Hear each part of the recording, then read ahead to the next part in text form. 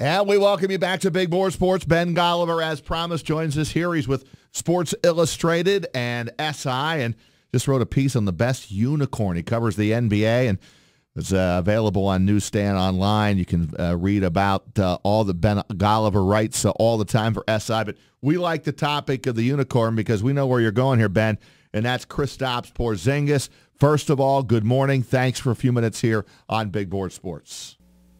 My pleasure. All right, Ben, let's start with Zingis this season because he's been healthy for the most part, which is a good sign right out of the gate. And then number two, without Melo, this seems to be certainly his team. What are you seeing so far from Porzingis with the Knicks?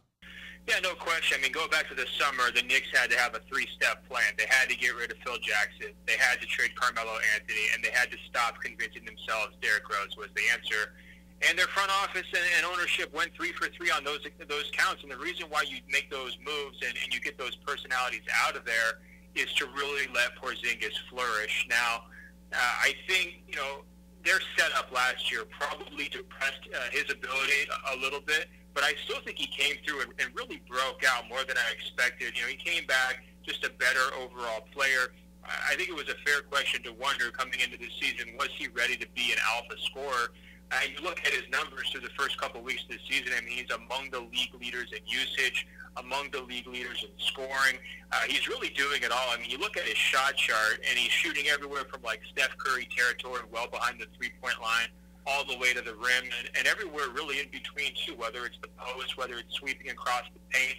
And he's a really, amazing all-around scoring threat. And so, to me, what we're seeing here over the last month is a direct result of the smart moves New York made over the summer. Ben, the Knicks get a win last night over the Clippers, 107-85, and Zingis wasn't, an A game, but still 25 points, and although 7 of 20 shooting. But how about the Knicks in general this year? Are you a little bit surprised at how good they have been, and certainly how good they have been at home? Yeah, I know. I had them way outside the playoff picture, down there in the doldrums with, the Nets and the Hawks and the Bulls of the world. I probably had them 12th. I don't quite remember offhand. And there's still a lot of bunching, by the way. I mean, there's still some teams where you look at that Eastern Conference, it really hasn't completely separated yet. I mean, pretty much everybody's within a couple of games still. And, that's one reason why the East has probably actually been more entertaining than the West for the first time in years, is that you've got all these, young teams, in some cases with guys in much larger roles than they've ever had, and I would definitely include the Knicks on that list, trying to figure out who they are. I was really worried, frankly, about their defense. I mean, you look up and down that roster and guys who are they really going to count on for big minutes, whether it's Enes Kanter or Tim Hardaway Jr. or all the questions at point guard, trying to start a rookie at point guard in Ntilikina. That's usually a recipe for disaster. And what we're seeing is, they've been getting by pretty well on defense. Ntilikina's been, much better than expected in my eyes.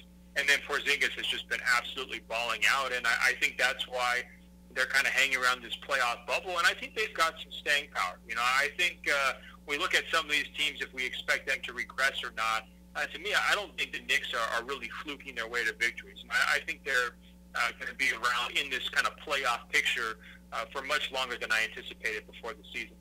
Sports Illustrated's Ben Golliver with us here on 104.5 The Team, ESPN Radio. Check him out on Twitter at Ben Golliver, just that easy. And you can hear him on the Open Floor podcast.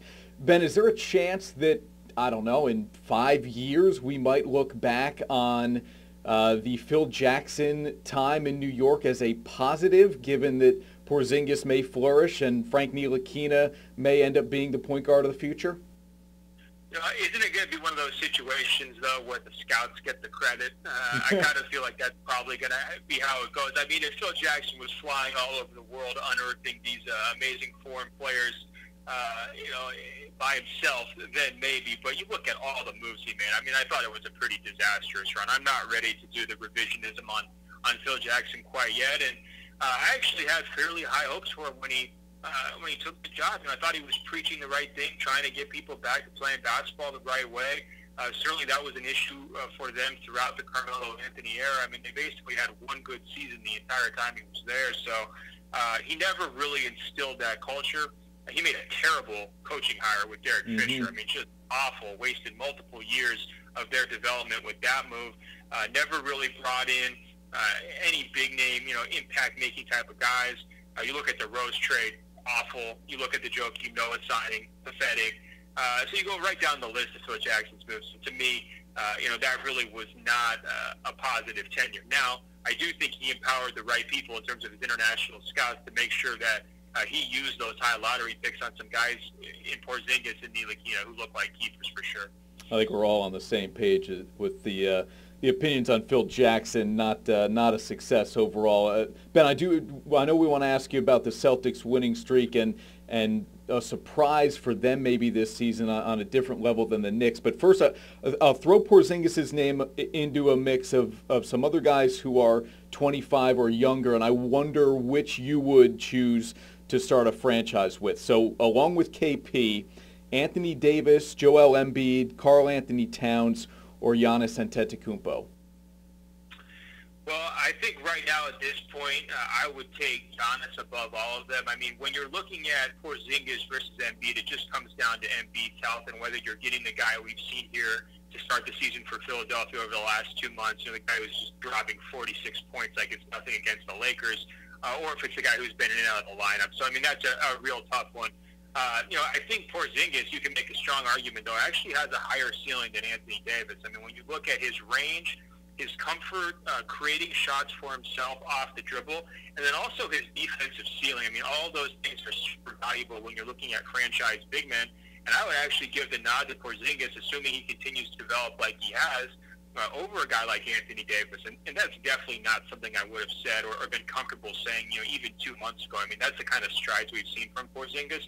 I think one interesting thing stylistically, though, is the NBA for the last 15 years has really been driven by lead ball handlers and playmakers. And so that's why my first inclination is to go towards Giannis, because you look at the key figures throughout that time period, it's mostly guys like LeBron James, Steph Curry, even a playmaker, maybe not a pure passing playmaker, but certainly a playmaker in Kevin Durant, Kobe Bryant. I mean, throughout that time period, it's really been guys who are handling the ball that are leading the winning teams. And I think if you're trying to build a championship team, that's what you need.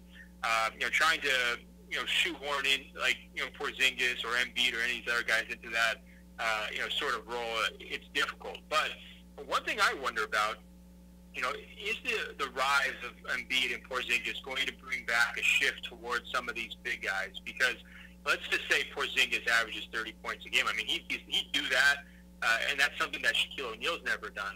You look at Embiid, I mean, he is going to be a matchup nightmare for everybody in the playoffs this year, because no one in last year's playoffs had a real legit low-post scorer who could do it night in and night out. And so that's going to require adjustments from opposing teams. And ultimately, this little Warriors era of pace and space, it could kind of go back the other direction here in a couple of years now that the big guys are back in the mix. But gun to my head, I take Giannis. I'm happy to ride with him. I mean, his growth here, especially over the last 3 seasons, has been insane. I just think he's the perfect player for this era, because he can get to the rim at will. He can play basically every position defensively on the court. And all you need to do is surround him with shooters, and he can find those shooters. So that'd be my pick. But KC is right in the mix. Ben, let me get to the Boston Celtics, the other regional team of interest that people do follow in the Capital Region. The Celtics now have a 16-game winning streak. Their head coach, Brad Stevens, says don't be deceived by that. They're really not all of that good. What's your thoughts about his comment? And then how good do you think the Celtics are? Are they the best team in the East? Well, I think I would agree with half his statement. Don't be deceived by the winning streak. I think they're good. I mean, I don't think they're the best team in the league or whatever other mantle you want to give them. I certainly don't think by the time June comes around they're going to be able to keep up with Cleveland and LeBron James in a series. I mean, we've seen this many times, throughout LeBron's run to the finals, where, it's kind of a tortoise in the hare race, right? Where he's pacing himself, he's the tortoise, and you've got these other teams that are just racing out there, whether it's Atlanta a few years ago, Indiana, remember how excited they got about having home court advantage in the number 1 seed when he was down there in Miami. I mean, there's been a long track record of these teams. What I love about Boston the most is that they stick to the script, and that goes for their response to the Hayward injury. They just bounce right back and trust in Stevens' message, trust in their principles on both offense and defense, and they just keep playing. And that also goes for when they get down in games like they did against Golden State the other night, or some of these other games where they get, down double digits. Some teams in the NBA, especially early in the season, are willing to just concede those games and not expend the type of energy you need to dig out of those holes. And Boston, just with their style of play and their discipline, you just really can't count them out at any point, and they're really not going to beat themselves. And I think the Warriors kind of learned that lesson the hard way. But to me, they're kind of a paper tiger. I mean, if you throw these guys in the finals against the Warriors, to me that's a sweep. And I would be surprised if they even get there. They don't have a great individual matchup for LeBron. LeBron has really haunted Al Horford's entire career. I mean, that's not a traditional rim protector who has really been able to make LeBron's life difficult. And to me, whenever I size up a team that's trying to get through LeBron, you have to have two things. You have to have a big physical wing defender who can wear him down.